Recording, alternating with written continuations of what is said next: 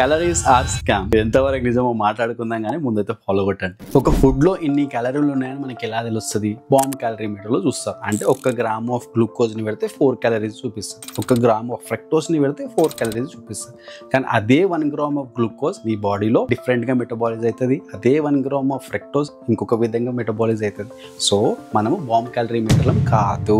కొంతమంది కోచెస్ ఏమంటారంటే క్యాలరీస్ అనేవి యూనిట్ ఆఫ్ మెజర్మెంట్ మాత్రమే, జస్ట్ రిఫరెన్స్ కోసం మాత్రమే అంటారు. ఇది నిజమే, కానీ ఈ కోచెస్ మర్చిపోయే విషయం ఏంటంటే, ఇప్పుడు మీ ఫ్రెండ్ మీ దగ్గరకు వచ్చేసి మీ ఇల్లు ఎంత దూరంలో అడిగినారు అనుకో, ఇక్కడ నుంచి 10 కిలోమీటర్స్ అని చెప్తాం.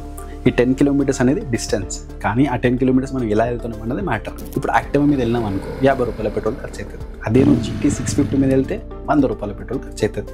ఎందుకు? దీని యొక్క హార్స్ పవర్ డిఫరెంట్ ఉంటుంది, దీని యొక్క హార్స్ పవర్ డిఫరెంట్ ఉంటుంది. ఇన్ ద సేమ్ వే ఒక మనిషి యొక్క ఫంక్షనాలిటీస్ తెలిపేది బ్లడ్ రిపోర్ట్స్. దాన్ని బట్టి నువ్వు ఏవైతే యూనిట్ ఆఫ్ మెజర్మెంట్ క్యాలరీస్ అంటున్నావో అవి ఎలా యూజ్ అవుతున్నాయి అనేది తెలుస్తుంది. సో అందుకు మీరు బ్లడ్ రిపోర్ట్స్ అనేది చేసుకొని దానికి తగ్గట్టు వర్క్ చేయాలి. అలా కాకుండా హైట్, వెయిట్, ఏజ్ తీసుకొని మీరు ఏదైతే యాక్టివిటీ బేస్ మీద క్యాలరీ ఇంటేక్ తీసుకుంటున్నారో అది ఇన్కంప్లీట్. ఇలాంటి కోచెస్ని చూసినప్పుడు నాకు ఏమనిపిస్తుంది అంటే, వీళ్ళకి వర్డ్స్ తెలుసు కానీ స్పెల్లింగ్స్ రావు.